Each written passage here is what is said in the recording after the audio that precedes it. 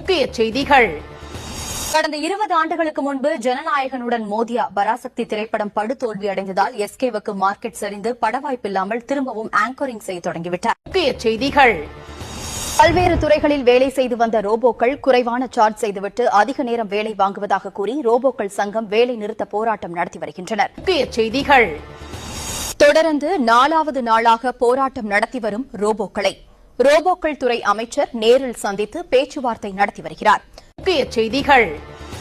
Angry ship, crying ship, ஸ்விட்ச் Vuitton ship என்று வாழும் இந்த காலத்தில் கோர்ட்டால் தடை செய்யப்பட்ட காதல், கல்யாணம், திருமணம் என்று ஒரு நபர் கூறியதால் அவர் கைது செய்யப்பட்டார். முக்கிய செய்திகள்.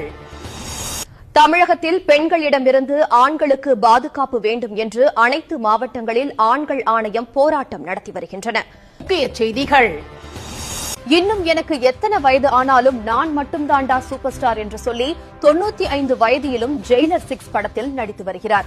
முக்கிய செய்திகள்.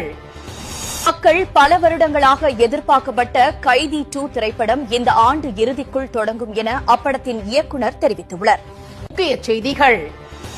நிலாவில் கட்சி தொடங்கிய சைமன் அங்கேயும் ஏலியன்களிடம் திரள் நிதி திரட்டி புதிய ராக்கெட் வாங்கியதால் ஏலியன்கள் கடும் கோபத்தில் இருப்பதாக தகவல் வெளியாகியுள்ளது. முக்கிய செய்திகள்.